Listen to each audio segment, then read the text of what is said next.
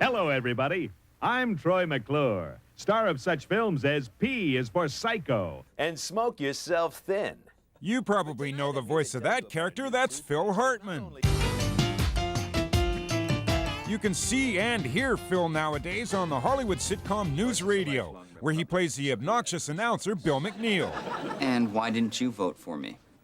I still think I did. Now, Hollywood is a far cry from Phil's hometown of Brantford, Ontario, where he grew up. And he didn't actually start in showbiz. He designed album covers for rock bands. But being a natural-born comic, he joined an improv comedy troupe from which he became a regular on Saturday Night Live. Now you can see Phil just about everywhere, in commercials. Greetings, surfer dudes. And movies alongside big stars like Arnold. You can't bench press your way out of this one. Phil? So needless to say, when I was invited to his house, I was kind of surprised. It sure wasn't the typical home of a big-time Hollywood star. Well, don't forget, Peter, I'm a Canadian. We're a proud but modest people. Why have a bigger house than you need? True. I guess. But... Come on inside. Oh, really? Thanks.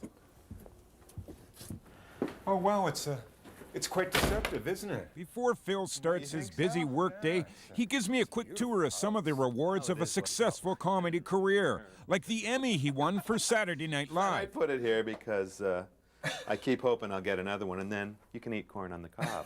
This is one of my favorite pieces of memorabilia. It says, "To Phil Hartman, you're not the president, but you play one on TV. And you're okay, mostly." And it's underlined with a squiggly line. When you see Phil at home, you realize he comes by his comedic skills naturally. Your hair's actually a little out here.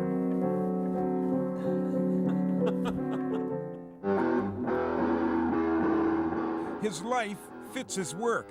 He seems to be a funny, happy, surfing, plane flying, guitar playing, fast car kind of guy. Come on, Peter, we gotta go to work. Wow! Simple pleasures for simple people.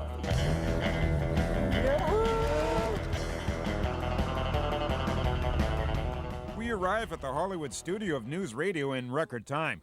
This is day one of rehearsals for a new episode of the weekly sitcom. The whole cast is here for the first run-through. Hey, there's ex-kid in the hall, Dave Foley. Okay, let's go stay. First up, we got our scripts, and since I'm going to be playing Phil's character, Bill McNeil, he shows me the meticulous way he learns his lines. Now, this is how we mark our script. We put parallel lines just adjacent to my lines. And also, every scene has its own little recyclable tab. Okay. So here, take a pee. Oh, thank you. Go take a pee. And, Action! Must be good to be back at the helm, eh? With script neatly marked, Phil begins a run-through for the producers and writers. The actors read their lines for the first time on the set and work out the hundreds of details that go into making a primetime sitcom. I mean, at the top of our interchange? Yeah.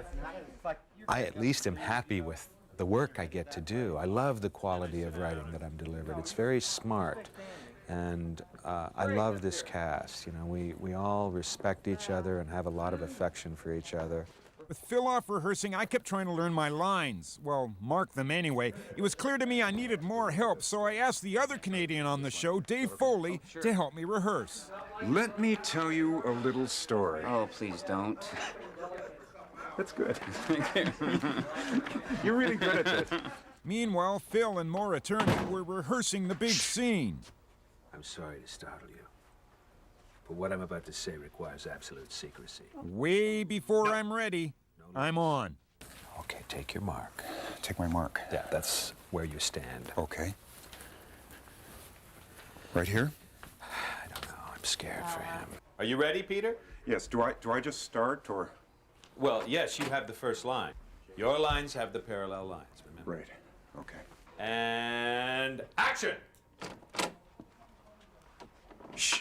I'm sorry to startle you, but what I'm about to say requires absolute secrecy. What's going on? No lights. It's safer if you don't know what I look like. Turn around.